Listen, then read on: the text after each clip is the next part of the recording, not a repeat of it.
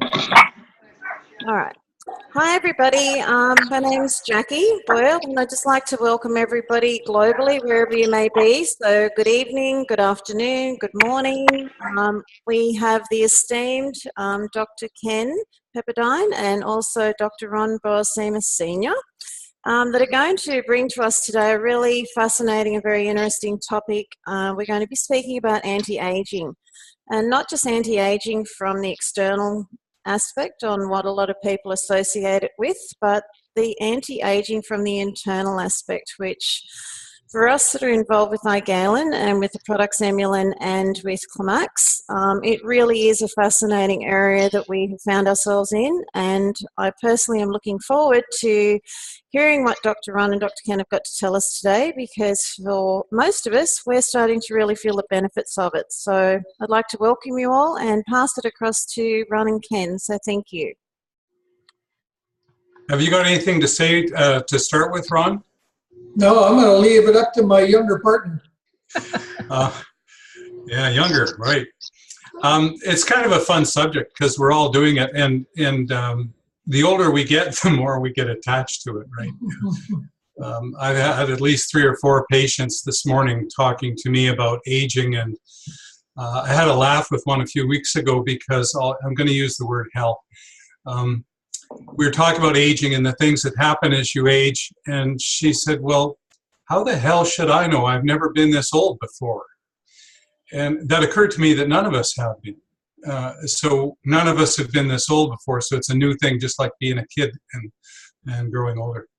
So I'll start a little bit at the cellular level, and we're going to have a bit of fun with this.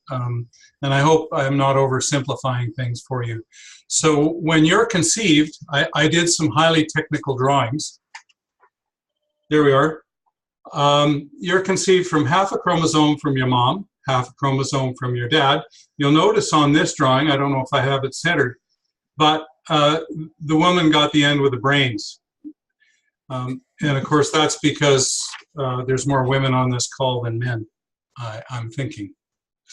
So we start with half a genetic component from each parent. And as we mature, an adult male, for instance, has 30 trillion cells. So that single cell is divided into 30 trillion cells, which is pretty amazing.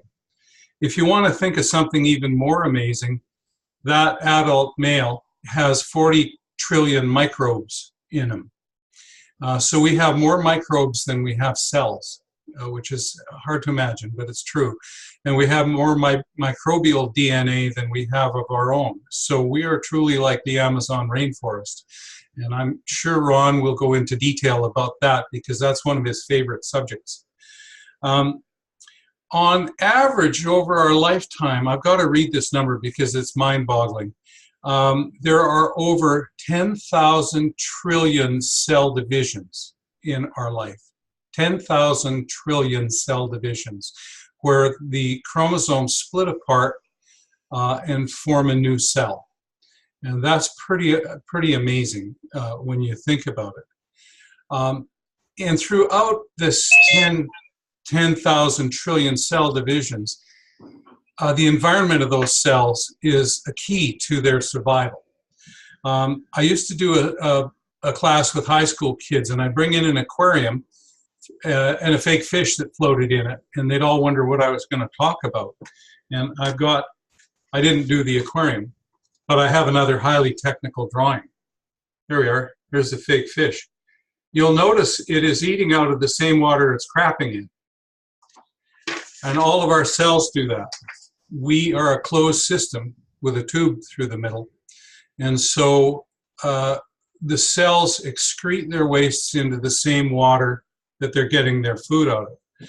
Now that means that moving those fluids, body fluids, blood mainly, lymph as well, and moving the fluids around and keeping them clean, filtering them through the liver, etc., is of prime importance to your health. And it seems kind of simple to go back to that, but it is really an important thing. So everybody knows what a bed sore is. When people have been confined to bed for a long time, the tissue begins to necrose and die. A bed sore is that tissue that there is not enough circulation to filter out the wastes, and the cells are dying and rotting due to no nutrients, not enough nutrients, too much waste. So there's a degree of that in all of us. It's an ongoing process. So anyway, there's two kinds of cell deaths. There's two different ways that cells can die. One is called necrosis, which is trauma or poisoning of those cells. The other way is called apoptosis, which is cellular suicide. Now, necrosis happens when we're traumatized, when we're poisoned, when something happens and cells die. Imagine having a stroke. Something cuts off the blood supply, the cells starve for oxygen, and in that starvation state, they begin to die. As they die, they blow up, and their cellular contents are spilled out into the surrounding tissue, which poisons the surrounding cells, and they die. So if you think of a bruise on an apple spreading, that's exactly how necrosis happens with cells. And it's up to nutrients to limit that. Apoptosis, on the other hand, when a cell is worn out, it signals to the tissues around it. There are chemical signals that go out that I'm on my way out. And some cells come in to help clean up the mess. And so it's a little bit more controlled. And cell replacement isn't always an orderly thing. We've heard about cancer that comes from mutations in the genes that occur during cell division or due to free radical activity. And also scar tissue. Some of us have scars. Jackie, of course, you have none, do you? And those scars are not very functional. If you feel a scar, it's kind of stiff and it's not flexible and it's not doing what it was designed to do. It's not that on the skin, it's not that pliable skin that we started with. So that scar tissue isn't very functional. And some people would say that as we age and die, we die of an accumulation of scar tissue and not enough vital tissue. So it's important to age. So the less injury, the less toxins, the less need for apoptosis, the slower cell division happens. The slower cell division happens, the slower you're aging. So our goal would be to have cells live as long as possible by giving them the correct environment. And Ron is going to go on about that in a few moments. Imagine if we were to undergo 10,000 trillion cell divisions, which is what I talked about, and every cell lasted 1 minute more. Do you want to know what that means? I did see the pants math, so somebody's going to bust me on it. But that means 1 extra minute of cell life over 10,000 trillion cell divisions is 7 to 8 years of added life. So it matters. Keeping your cells healthy and vital matters. So we can talk about inflammatory response. Ron, you better kick in. I've been yakking for too long. Well, you know, we've all heard the term, you are what you eat. And, well, the doctors will tell us, the allopathic doctors tell us that, and many healthcare practitioners will say the same. But it really goes a whole lot deeper than you are what you eat. You talk about the closed loop system, Ken, and that's so true, because from here to the other end where the waste material, the crap comes out, is really closed, and it's a tube. But there's points in that tube where the cells open up and allow nutrients in to feed the body so that those proper cell divisions really occur the way they're intended to. Now, the key is not to begin to put crap in the first place. Because if you put that in to start with, and most people in Western cultures today do, you know, and I was watching a YouTube video today, and the guy's name was Bernardo El Palo or something like that. He lived to be 114 years of age. 114. He was interviewed it was in 2012, I believe, and he was like maybe 109 years old or something like that. But he lived on a pretty much raw diet from age 5 on. And I think what we need to think about is what are we putting in that's going to allow the cells to work the way they're intended to function and to repair and regenerate new cells. And boy, Climax is the perfect way to keep that process going in a bigger way. But we need to start always with food because we cannot live on supplements alone. There's just no way. We need to get the fiber. You can get fiber supplements, but we need food. We need food the way God intended us to eat it. And boy, 90% of the grocery store is not filled with that. I used to tell people, I said, if you shop the perimeter aisles, and we probably said this on this call before, you're doing a whole lot better than if you're zigzagging down all those aisles. Because what you're finding is all processed food that's dead, full of toxins, full of poisons that are not meant to be ingested in the human body.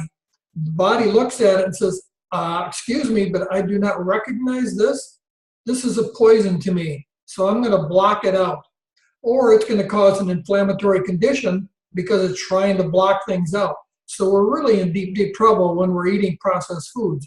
So we got to get back to as much as we can foods the way nature intended us to eat it, and then as much as possible raw foods. And I just was thinking about that today, and the rule I kind of live by is an 80-20 rule. 80% of what I eat is fruits and vegetables, and 20% is animal protein. So that's a pretty good ratio, I think. And I was thinking, and Donna reminded me of it again, we literally have vegetables and some fruit, but particularly vegetables at all 3 meals every day. Every day. So some people hardly ever eat a vegetable. They don't even know what a vegetable is.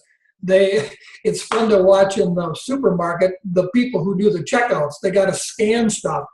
Well, the food we buy at the grocery store does not have a barcode on it.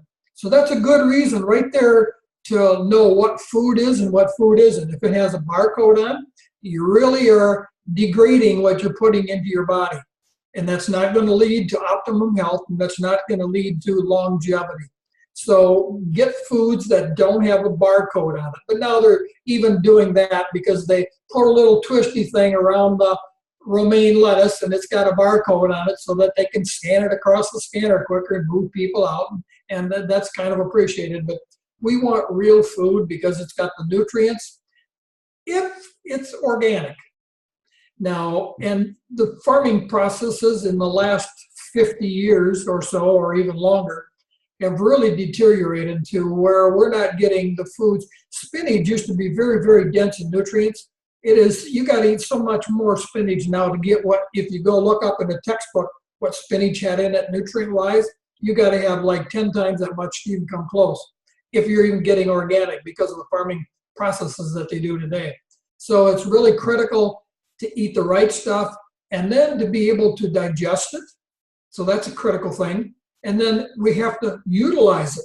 So we got to open up those cells, the pathway in the small intestine to open up to let the nutrients, once they're digested with saliva, stomach enzymes, pancreatic enzymes, bile, all that stuff has to break down that chicken, that meat, down into a single amino acid before that single amino acid can pass through that gut lining and get into our system to feed us. Otherwise, it's junk in the trunk, and it's going nowhere but creating unhealthy conditions. Again, I'll throw it back to you. There, I unmuted. Yeah, and right to that point, there was recently a health study in Canada released that said $13.5 billion, that's billion with a B, in healthcare attributable to bad food choices annually, which is, I divided that by the population of Canada, and I get $3,657 a piece in healthcare costs annually due to bad food choices. And you know, people talk about the cost of Climax or Emulin. There's another study from the School of Public Health just published in the Journal of Circulation, April 30th. Not smoking, healthy diet, regular exercise, healthy body weight, moderate alcohol consumption, improved life expectancy at age 50 by 14 years for females and 12.2 years for males. So the information's there. We know what we need to do. It's a matter of doing it. Now, speaking of inflammation, inflammation is a necessary process in your body. It's one of the ways that you heal. That it's when inflammation gets out of control that cells suffer and die, and then this whole apoptosis or necrosis thing begins. And so controlling inflammation is fundamental. And let me think, there was something that was good for inflammation. I think it was, oh yeah, amylin. So amylin, and the flavonoids are also antioxidant. Climax has a very powerful antioxidant value, highest ORAC value known. And antioxidants. Sorry, but you made us laugh out loud with that one. Oh, okay. Do you want me to stop doing that? No, it's good. It's good. So Climax has the highest antioxidant level known. Now, I don't know whether we've covered oxidation or not before. I think we did a little bit. Free radical is a molecule that's minus an electron and it's hungry for an electron. So it will go knock an electron off another molecule and turn it into a free radical. And that one knocks an electron off another molecule, turns it into a free radical. And so there's this cascade of damage.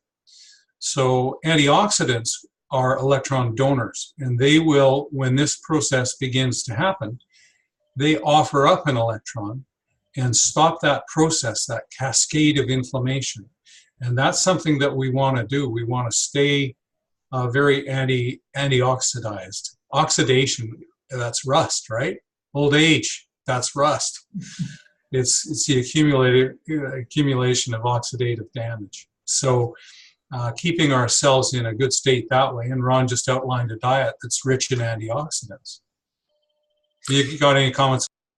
Yeah, that's true. It's we need a lot of antioxidants, and we get them from deep green leafy things because number one, when we're eating foods that are deep and green and leafy, we're getting a lot of oxygenation in the body, and we need oxygen. And when we lack oxygen, we have the death of cells. So when we're getting too many grains, too many proteins, we're not getting the pH level is not very high. It's very acidic in the body. And boy, I'll tell you, when you're living in an acidic condition, you're going to have poor health and a lot of diseases. So getting good nutrient value from green leafy things, I think, is so critical. And I make such a point of it. And when I tell people that we eat raw vegetables for breakfast in the morning, they can't understand it because everybody's eating a bagel or bacon and eggs, and not that bacon and eggs are bad. I eat bacon and eggs, but not every day. But I start my day with the raw stuff. And I learned a long time ago from a dear, dear friend, doctor of mine, to food layer. And I want to just talk a little bit about that because a lot of people say, oh, I feel so bloated after a meal. Well, if you eat fruits, fruits, number one, should be really eaten alone because, well, I'll give it a little example. If you have a big meal, and I always use the example of Thanksgiving dinner here in the Western, in the United States, and we eat this great big turkey, and we have the mashed potatoes and the carrots and all that stuff, and then when we're all done, we have this nice fruit pie, and about 30 minutes later, everybody in the room is on the nods. They're sleeping. Because that fruit has now just turned into alcohol in the blood and made us tired. So fruit really should be eaten alone, in my opinion. But if you do eat it with a meal, eat it first because it's going to be the first thing that leaves the stomach because the digestion time for fruit is basically around 20 minutes, maybe even a little under some fruits. When you get into raw vegetables, you're looking at 20 minutes. When you start getting into grains, then you're talking 30 to 45 minutes. And when you're talking meats like chicken, beef, pork, you're talking anywhere from 2 to 4 hours to digest. And, you know, a lot of people think, well, this stomach is just a big old mix master. It's just stirring it all up. That's not the case at all. We layer it. And when there's sensors in the stomach that say, oh, okay, this is broken down enough. I can release that from the bottom of the stomach into the small intestine because it's ready for the process of the pancreatic enzymes and the bile to do the further breakdown because it's broken down far enough. But if we throw it all together in a mix, and it's really interesting when I go to a restaurant, which I rarely eat out because you can't get good food eating out in a restaurant, but if I order a steak, and that's usually what I'll do when I go out, the server comes back to the table and says, well, how's your steak done? And I'm still working on the vegetables or maybe the salad. So the steak is getting colder, which I really don't care, but I want a food layer because when I do that, my digestion works a whole lot better. I don't feel bloated after a meal. I have more energy after a meal just because of food layering. So that was one of the best tips I learned. And I've been doing this probably for the last 30 years. And it makes a huge difference on how your body assimilates what you're putting in the body. So that's just a critical thing to longevity, back to that longevity thing. If we want longevity, we got to put foods in that are right for the body and eliminate the toxins. And we haven't even touched on what we're putting in toxins. And boy, if you go down and look at the grocery store shelves where all the boxes are, and you look at the labels, and if you cannot pronounce what's on the label, you should not buy it. Put that box back on the shelf because those are excitotoxins in the body, like all the dyes and all the chemicals you see. And there was one just posted, I saw it on Facebook, somebody posted what's in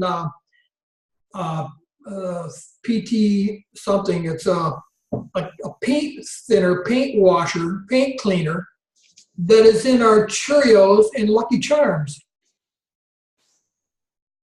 And it's interesting because I just heard yesterday that the fastest growing population of people on antidepressants are 5 years and under. The fastest growing demographic of antidepressants for children, 5 and under. So why? If we don't ask that why question, we're playing games.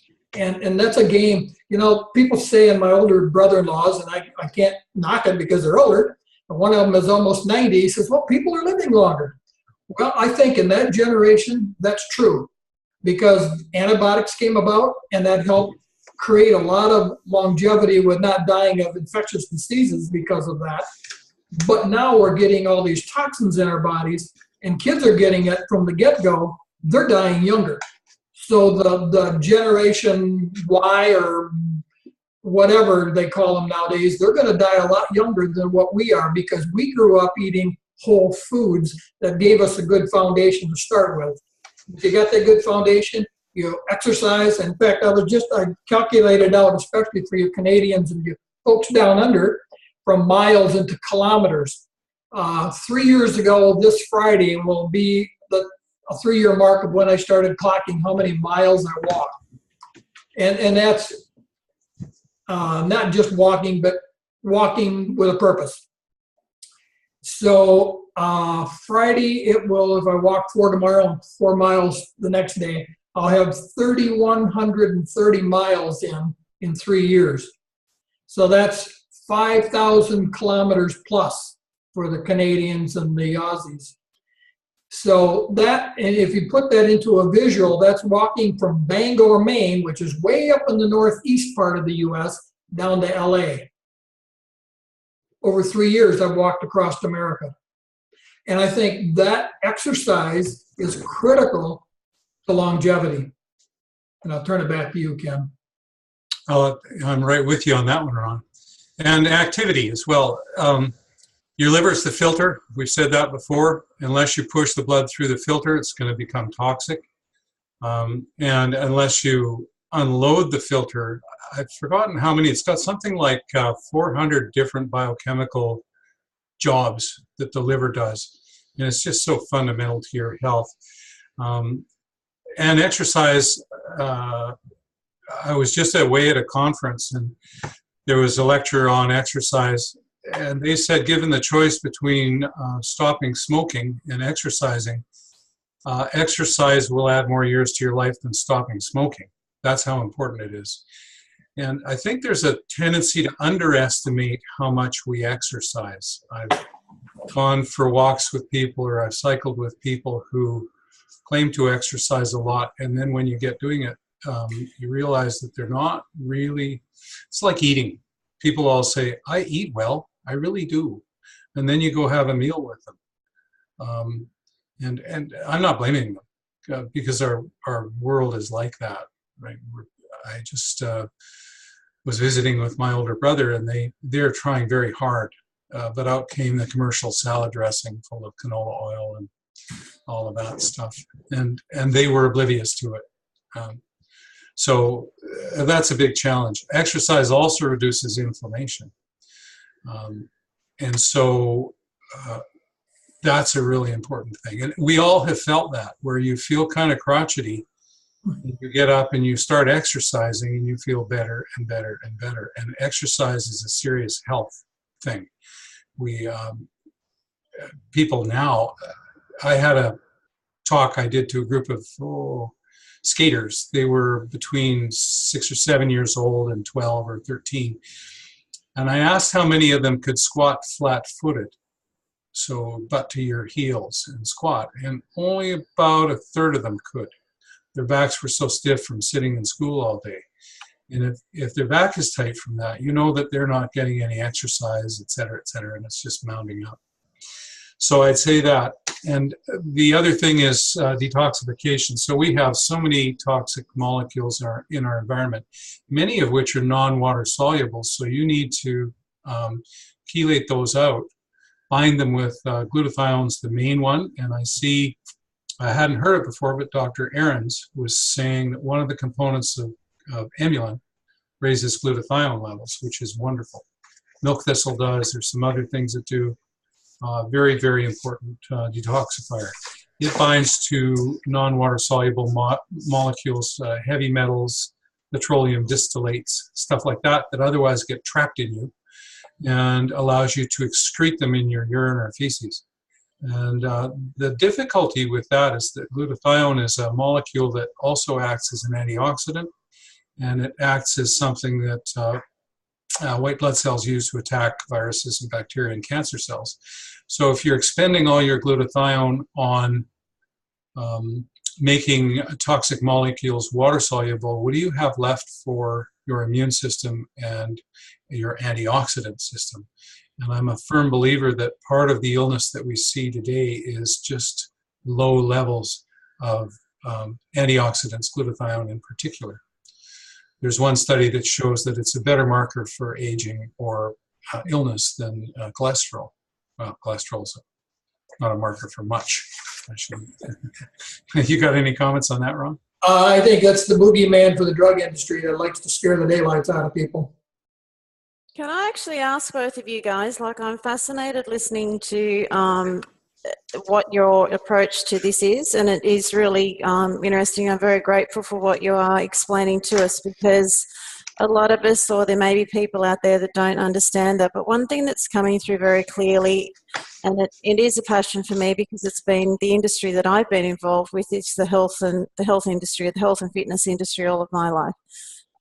So the importance of food and the importance of exercise that it gives you within yourself internally has certainly made a huge difference to be able to manage and get through those challenges and your health challenges, not just physically, but mentally and emotionally. But what I would like to ask both of you, because we're looking at anti-aging, and for if we can approach Emulin primarily first, as to whether each of you could make a comment and tell us, so that we can take this out into the world globally, as to what the benefits are with Emulin, in your opinion, that is helping us internally as an anti-aging assistance for us. Do you want me to go ahead, Ron? You can if you'd like. All right. Well, Miricetin, I knew you were going to ask that, Jackie. So, just kidding. Miricetin reduces the enzyme that dissolves cartilage, so it slows down cartilage degeneration. Gallic acid assists in remyelination of nerves, very important. And Emulin is, all those flavonoids are antioxidant in nature, which again quells that cell damage, slows down cell aging. So I think you've got to look at inflammation as rapid aging. And you can see that in people. You see people that have an inflammatory lifestyle. I can almost tell when they walk through my office door. I had a fellow in today who is very stiff and rigid and mostly scar tissue. I told him if he was a cut of beef, they'd put him on the hamburger rack. And that is just the process of advanced inflammation over time, and it robs you of your future. But not only that, the other part of aging is the fact that we have such marvelous medical science now. They can keep us alive for a long time, but what is our quality of life? So you can have all this damage, and they figured out how to assist you with the damage, but the quality of life is not so good. And there are some excellent, I don't have them at hand, but there's some excellent statistics on how many years, for instance, exercise gives you the freedom to live your own life without being in an assisted care facility or something like that. So targeting inflammation, targeting the carbs is just huge. And inflammatory habits. Now, we're going to have something to preview at the end of our talk here, which is going to really help with that, Jackie. Ron, what have you got on that? Yeah, anytime we, breaking down the barrier is a term that I heard Dr. Joe talk about one time. That's what Emulin really does, because there's a barrier that's set up in inflammation that does not allow the body to absorb nutrients and to get rid of waste. So there's a blockage, and we got to get rid of blockage. And, for a lot of people, and Ken sees it, I see it, I got a haircut last week, Thursday, and the gal that cuts my hair, probably in her late 50s now, and you can see on her skin that she's beginning the aging process. There's, I don't want to say a puffiness, but that's, I guess, the best word I can maybe describe. It's not a smooth, a good collagen texture to it. And I think that's one of the first things we see when people start to get older is their skin looks older. And the skin obviously is the largest organ of the body. And it's what takes in toxins and it releases toxins. So we got to get the skin going. And I think a lot of people today, number one, don't get the flavonoids that they need in their body because it's not in our foods anymore like it was 50, 60, 70, 100 years ago when everything was organic. And now we need to have Emulin in our diets because it's so critical to have those powerful nutrients to stop this inflammation. And like Ken said, inflammation, if I cut my finger, you want inflammation to occur because that's going to stop and cauterize that and protect you from bleeding to death, protect you from getting an infection. But if we got this low-grade inflammation that's happening in our arteries because we're eating all these excitotoxins and poisons in our body and it's going through the lining of our tissue and it's just causing little nicks and scars like little knives cutting and cutting and cutting, and the body does what it's supposed to do and it lays down a barrier, lays down a Band-Aid. But pretty soon that Band-Aid gets built up, and you got a blockage and you got a heart attack, and you're, as we said before the recording started, you're looking at the dark side of the grass rather than the green side of the grass, way too young. So Emulin is one of those things that's going to help us to break down that inflammation, release it from the body, and allow us to have really a great, healthier lifestyle. What I see in the skin sometimes is, and I read the same thing, you'll see somebody with very, very wrinkled skin, very thin, and a lot of wrinkles. And I see that as a lot of free radical damage, and it's most prominent in smokers. But I've also treated a few ultra marathoners, same thing. They've used up so much oxygen, created so many free radicals. If they're not getting enough antioxidants, they're beginning to show some of the same damage. So you can that's the other side of exercise. I guess you can have too much of a good thing. Yeah. Do you know, Ken and Ron, one thing I'll say to both of you, and it's something that's coming through very evident in the regards to the benefits of Emulin. Like, we can address our exercise, we can address our dietary intake, and we can do everything that we believe and feel that we honestly putting into our mouth is the best possible thing that we can take and have and consume. And our exercise that we do can balance up those scales for us. But Emulin just seems to be that added bonus on top of. And personally for me, Stephen Hemsley's on this call today, who introduced me to Emulin. From where I was and for what Emulin's done for me, and this call isn't about me, but I'm just relating it to the amount of inflammation that I had in my body and the amount of medications that I was on. I probably looked a good 5 to 6 years older. And I know that I've had a lot of people since then ask, well, have you had Botox? Have you had fillers? Have you had this? Have you had that? The only thing that's changed for me is that I brought Emulin into my diet, and it's actually cleaned up the inflammation out of my system so that my system is functioning a whole lot better and I don't have the medications in my system anymore. So due to Emulin being able to reduce the inflammatory levels, I'm now looking a lot younger. I feel a lot younger, and my body's certainly functioning at 150% better than what it was prior to starting with Emulin. So it all sort of fits into that jigsaw puzzle. So it just... A couple of things that might help with distributors, I don't know. I'm finding my way along as well. I'll frequently say to patients, look at humans and even primates before humans have been interacting with nature for forever. And those plants and the animals got along. And it's only since we've been able to think that we've been very selective about our foods, and we've been able to modify our environment. So we've bred out those flavonoids because they're bitter, they're tart, they're pithy. And so we've constantly selected for foods that are less pithy, less bitter. And I'm sure if we could see a proto-pineapple and take a bite of it, a 10,000-year-old pineapple, it would be nothing like what we eat today. And so, as Dr. Aaron said, we bred those molecules out. We need to replace them. And you're a poster child for how people respond.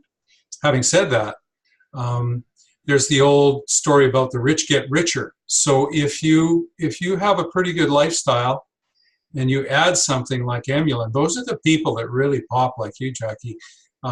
And some of the other people that are metabolically really challenged, it takes time, and and that's why there's a money back on Emulin, because those people need time. They're not as blessed as somebody who's had a pretty healthy lifestyle and is going to really feel the immediate benefits.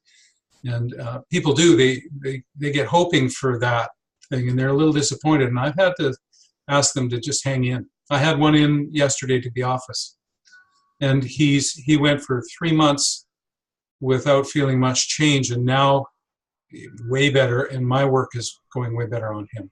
So it's palpable. It's palpable. It just takes time in some folks.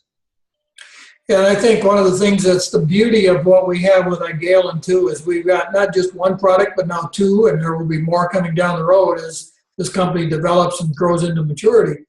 But what we have with Climax is, I think, so profound that, I've got a brand new little great-granddaughter who's just over, a couple months now, actually, 2 months today, actually. And that skin is just perfect. And she's dividing cells, and she'll be more beautiful as she ages and grows older. But then there's that tipping point. And, when we get to that tipping point of a poor diet, number one, lack of exercise, lack of enough good, clean water, that process kind of stops. And then Climax now comes into the picture and starts replacing those cells and releasing them. They're in our bodies, but they're blocked. But we got Emulin to break down the blockage, so now that we can start to release these stem cells that come from that wonderful Climax to restore, renew, regenerate, and they're non-discriminatory. That's the beauty of it. When we do this scientifically in the doctor's offices, they can take bone marrow from somebody and give it to somebody else, and more than likely there's not going to be a good match. They say it is, and I've seen people that I know quite well. They had a good match, but that person kept rejecting the stem cells that were injected because it's a foreign object in the body. And the body doesn't know what to do with foreign object except to kind of encapsulate it, to put it in a position where it won't do damage.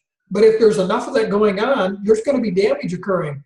And there's reaction to it in the body. And we don't want that reaction going on because that further weakens already a weakened immune system. So we want something that's going to release what we have within us to regenerate, rejuvenate new stem cells that's based on our own genetics, our own blood types, and all that goes along with that. And I think what Dr. Stefano has put together with the Climax is just so powerful. And I don't think, we've only got less than 6 months into it at best for most of us. Think of what it's going to be a decade from now, what we will be experiencing. And I'm looking forward to that time when I'm playing around. Yeah, I'm playing around with those great grandkids and now they're teenagers, and I'm going to go out there and challenge them to a 2-minute plank and beat them. The Climax also has, those minerals are not to be underestimated. Trace minerals are the basis of a lot of enzymes in the body, and enzymatic reactions can go bad for lack of trace minerals, and that's really important. The B12, bioavailable, and again, that high antioxidant level. I still am struggling to describe Climax to people because it is just such a Swiss Army knife. And I started describing it to myself that way. I'm working on it that way. Yeah, I think there's a lot of that too, Ken, that tends to be like a spark plug. When you talk minerals, I think spark plugs. That's energy. And if we don't have that spark, and it comes from minerals, and you can take mineralized water, you can get these little rods that go into the water, and it'll turn on a light bulb. And you can put it in other water, and it's dead water, and that light bulb won't go on. So what we've got, and the light bulb up here needs to really go on. And a lot of people, that's not happening. Although when we get a little older, it doesn't happen as quick. We just got to go through the file drawer a little bit further to find the right material. I told everyone last time at the towards the end of the talk, I was gonna take a strip off Ron about something. And Ron, remember I asked you if you could do that. So I've decided that Ron is a Vulcan. He's probably had the top of his ears trimmed, but we know the Vulcan saying, live long and prosper. And that's what I think we're trying to do with iGalen. And I wrote down a few things with regard to that. I looked up prosperity. Prosperity means to succeed in material terms, but also to flourish physically or to thrive. Now, iGalen is doing that. It's assisting everybody to flourish financially, physically. They're thriving. We've got a family of people now. And it takes more than that even to prosper. There's a lot of currencies in life, right? So there's your family. You need that. You need that connection. There's your philosophy or religion, that thing that grounds you to your faith. Ron is very strong in that. There's your health. There's meaningful relationships. There's community. You need community. There's fulfilling work. We need fulfilling work, and who here isn't fulfilled by helping somebody? And helping others, we need gratitude. And I could stop everything today except taking those two products, and I would be grateful for what they've done for me. They all add to your prosperity. And the second part of it is resilience. We need resilience in this day and age. And so that's the ability to recover from difficulties or toughness. And I believe Ron has that. That's why I think he's a Vulcan. As far as iGalen goes, a second income stream is very, very good for resilience. Family, a source of caring. Anyway, I could go on and on. So anyway, that's why I think Ron's a Vulcan. Well, I think, Ken, what we need all is purpose in life. I see so many people that are my age. They retired 10 years ago, and they're dying because they just are going to sit on the front porch and watch life go by and not do anything. And if you don't have a reason to get up in the morning, whether it's gardening, going for a walk, sharing these great products with people, you're dying. So we've got to live, and we have to live it abundantly and fully. And if we do that, we will live well and prosper. Yeah, and iGalen is a very good way. Now, Fawn will be interested in this because You see that thing on my wall? Ron and I shared that. How long ago, Ron? Oh, it's probably a month. I came up with an idea for a health pyramid. And, oh no, I've got my camera all messed up. A health pyramid, we've had the food pyramid, which has been long since shown to be the older ones were horrible. But that concept is very good. And so what are the foundations of health and how do we build up and what's at the top? So Ron and I had quite a number of chats and emails back and forth with it, and we came up, Ron did a beautiful, beautiful graphic of a health pyramid. We've run it past Dr. Rajan. He likes it. He's willing to have us share it with everybody. So possibly on the 23rd, when we do that talk, we will share the health pyramid. Yes, you are right. I am excited about that. I think it's fantastic. You've got approval and that we get to have access to Yep. it. There's a copy of it there. Very nice. And Ron did just a super job. And so, and it's going to be one of those things that the principles of that's what I was talking about earlier, Jackie, where all those things fit in. And I think the principles of that, not necessarily the exact details, but the principles of that are going to be something that we can all lean on. And they're going to answer an awful lot of questions.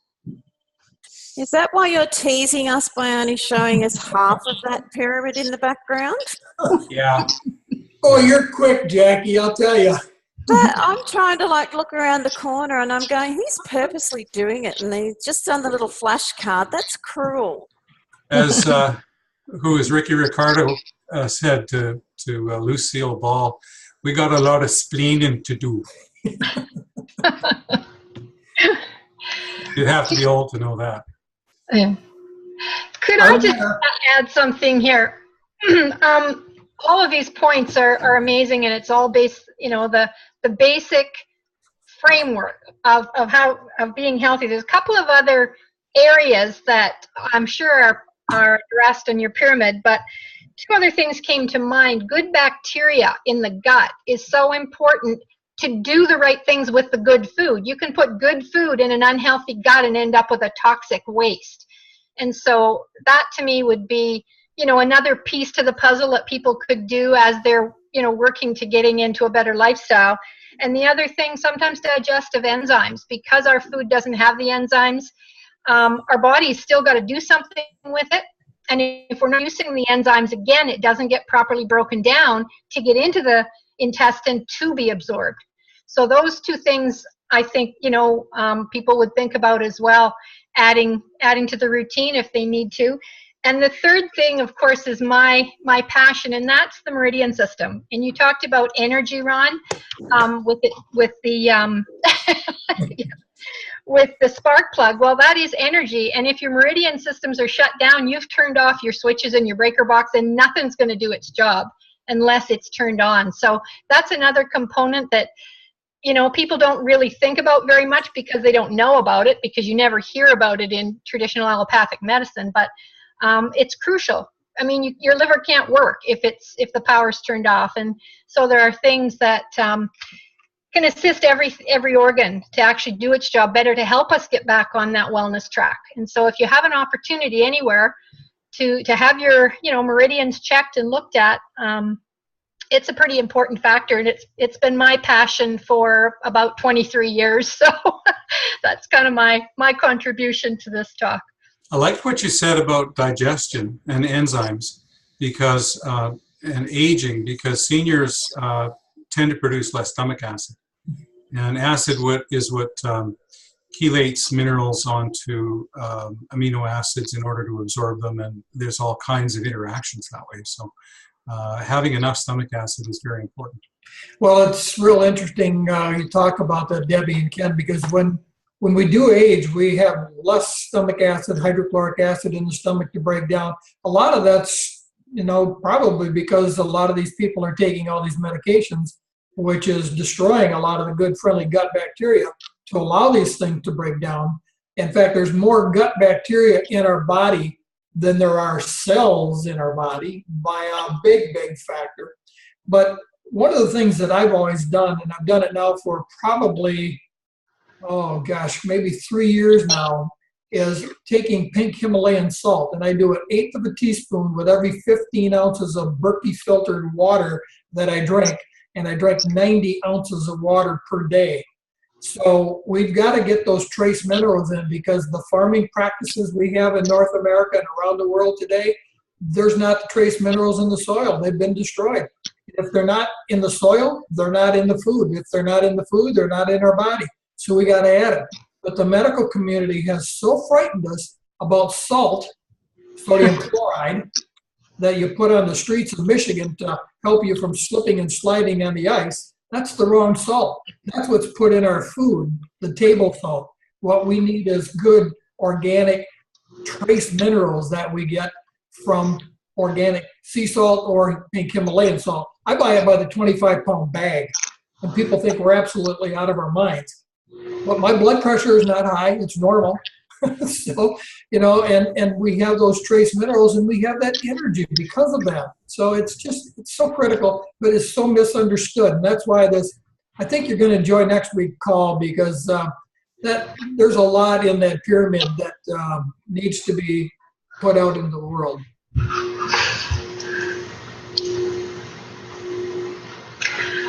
I just like to say one more thing about pink Himalayan salt. I think if you dissolve that in water, you'll get a clear solution. And if you take your regular table salt, dissolve it in water, it's going to be cloudy. So you know there's extra stuff in there. They call it dross, I think, in another training. Anyway, but there was a place just out of Edmonton that had a whole room, and it was a Himalayan salt room.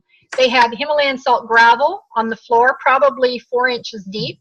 The walls were completely surrounded. You were surrounded with Himalayan bricks. The walls were rebuilt inside, and it was a whole area that you could go into. And there were, you know, ions were given off. There was something very healthful just to sit in that room. People would drive for miles to come and just sit. You got 45 minutes to an hour of just sitting in the room. They had little areas set up with chairs to make it look like you were kind of at a campground, but the whole walls, the floor, everything was Himalayan salt, and people had remarkable improvements in, you know, lung conditions and things like that. So just inhaling that much of the ionic component, I guess, that the salt was giving off was very, very healthy. And people came a long way just to sit in that environment. It was quite interesting. It's even now sold in our major grocery chain store here in Michigan. In fact, you can buy salt blocks you actually put on your stove to cook your meal on top of. Nice. Yes. I have a salt lamp in my office, and it's actually big chunks of salt in a basket, and there's a heat lamp inside it, so it warms them up, and so it gives off that little whatever the salt is giving off. And to buy, like I have a brick as well, and they were saying that people buy the bricks and just say put it in their child's room if they're stuffy or having breathing problems, and it really helps them. So there's a lot of it. There's a book out there that I would encourage everybody to go look up, and you can look it up online, but it's by Dr. Batman Galej. If you've not heard of him, he was a refugee. Well, he was a doctor in Iran back when the Shah of Iran was deposed back in the 70s, 74, if my memory serves me correctly. And he was put in prison, and the only thing he had to work with in prison to help the prisoners was water and salt. And it's called The Salt Cure. If you look that up, and by Dr. Batman Galej is his name. And we just call him Dr. Batman. But boy, he's done so many things. And my son, when he was working as a missionary in Africa, in Lesotho, South Africa, he had so many people using the pink Himalayan salt, and he was helping them get off their diabetic medications, improving their digestion, and so many things normalized when you start to use salt and the proper amount of water. Just those simple, basic things in life. And we overlook them. And they're not ever talked about in the medical community, ever. I think a lot of those trace minerals are in Climax as well. And Yes. the stem cell release, that's another fact, I forgot to mention it, but with regard to aging, of course, as we age, I think Dr. Scolio gave the statistic how many fewer stem cells we release with each decade over 50. And enabling yourself to release stem cells as you age is just huge, just huge. And I had a patient the other day who said, what is this stuff doing? She's in her 70s. And she said, this is driving me nuts. And I said, how come is that? And she said, because my eyelashes are growing so much, they're hitting my glasses, and it really bothers me. I got to curl them now. And when you hear something like that, it kind of, you realize that the body is changing, and it's changing for the better. And further to that discussion about, say, stem cells from other places, your body knows what to do, and it will heal itself in the correct order with tools at hand. And so providing for stem cell release, I think, is just a beautiful, beautiful way to enable yourself to recover and get stronger. We are blessed to be here as a team promoting these two great products and many more down the road. I must say you two have really provided some really informative information, and I'm sure that a lot of us are going to go away and start looking in the mirror and wait for the differences to occur, but more importantly internally. And you know, there's a lot of people, as you hear people with their testimonials come back to us, and last night there was one that came through that somebody had been on it for 8 days, and the difference just in 8 days had me in tears. This lady was just housebound to where things weren't going very well for her, and then just within an 8-day period, she was one of the very lucky people that had that very fast effect on it, whereas others take 3 months, that blood cycle, or 6 months for things start to have a bigger impact on a long term.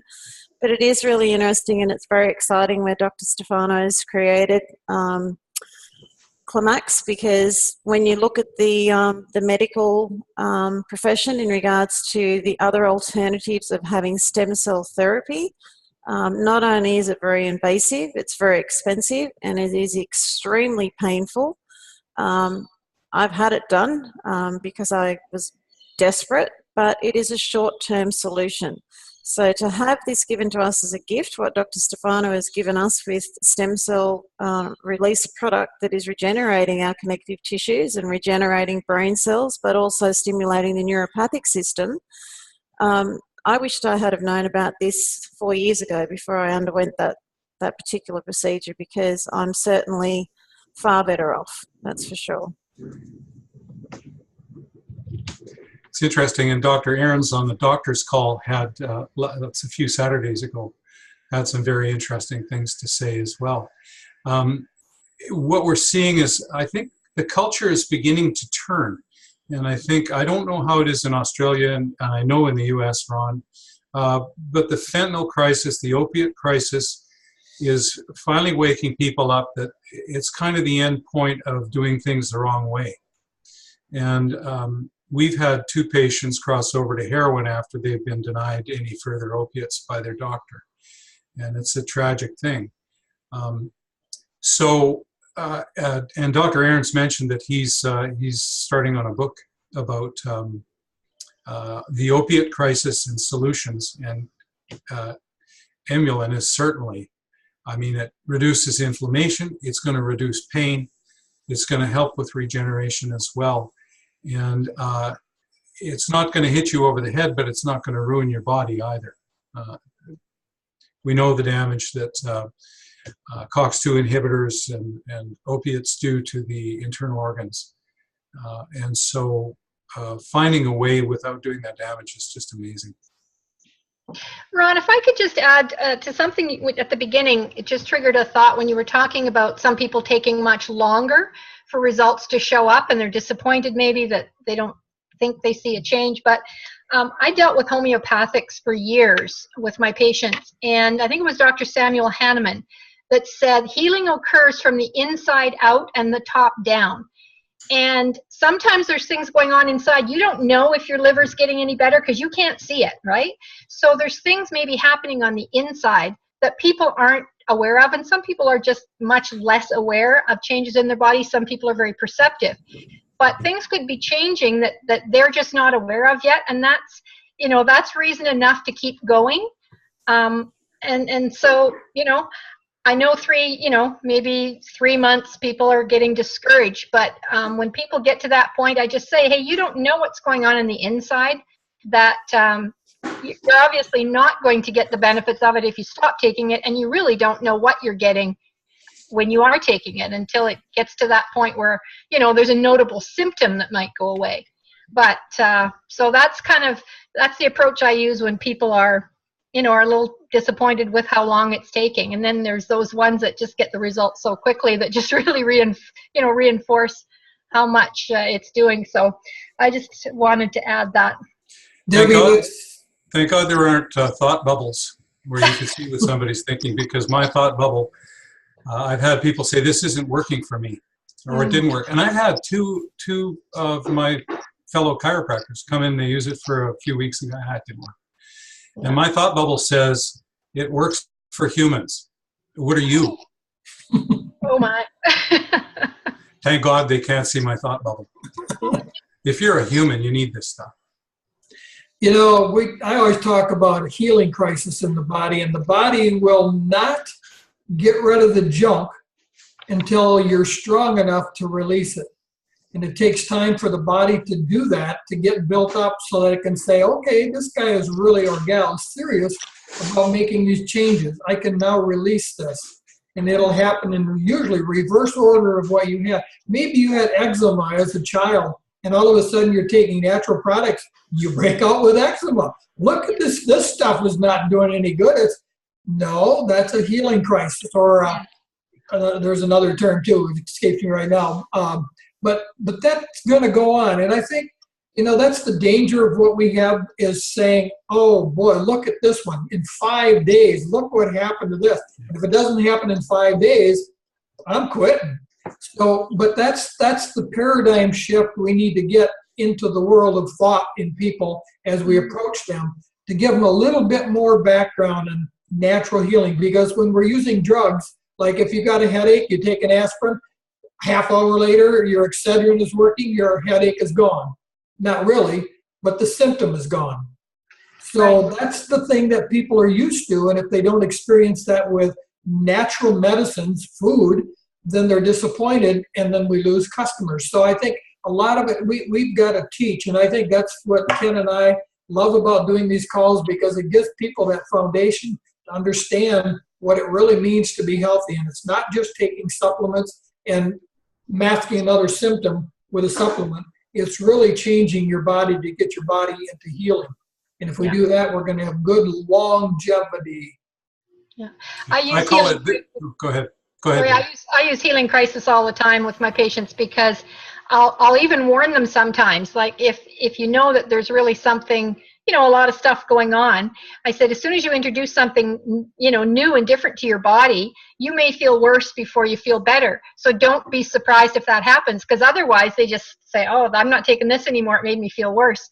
I use analogies a lot with my patients, and I say it's like you've got a dirty kitchen floor, and you got to clean up the kitchen floor. But before you can do that, you got to move the furniture and disrupt everything so you can get a clean sweep. And then things go back to normal when you put everything back. But for a while, it's more disruptive, than it started to be on the way to getting better. And that just seems to put a visual in their minds. Well, I'm going to be the disruptive one here and sweep the floor, because I want to really actually let everybody know that we've exceeded the hour. And I know that we're going to continue on with this next week. Now, there has been a question in here by Brenda in regards to asking about the copy of that sneaky little chart that's just sitting around the corner. But we're going to be discussing that next week, Brenda. So we're looking into the health chart rather than the food chart. So both Ken and Ron are going to be sharing that with us. So I'm really excited about that. But we do need to wrap it up, everybody. So I just want to primarily thank Ron and Ken, because as always, both of you, the dynamics that you both bring to this call, it is so engaging, it is so entertaining, but the biggest thing is that the knowledge that you give to us and you offer to us, it just puts it into a perspective where whether we're in the health industry or not, we are able to actually grasp it, and we can take something from it and take it out into the field to be able to share it. So I thank both of you so very much for that, because you really have a gift, and the way that you present it to us, we are the ones that are receiving the gift each time. So thank you for that. Thank you, Debbie, and thank you, Fawn, and thank you, everybody, for being on the call with us. And we really do look forward to next week, so you can share the big picture instead of that half a picture that you. Oh, there you are. Now you are teasing. Okay, so so just fun. like yes. So good night to everybody. Good afternoon and good morning for us down here in Australia as we actually start to enjoy our day. So I just want to thank everybody, and we'll see you next week. Great call. Thank Thanks, you, everybody. Dr. Vaughn and Ken. Bye Thank for you. now. Colin, thank you very much, guys. You're welcome. All right. Bye.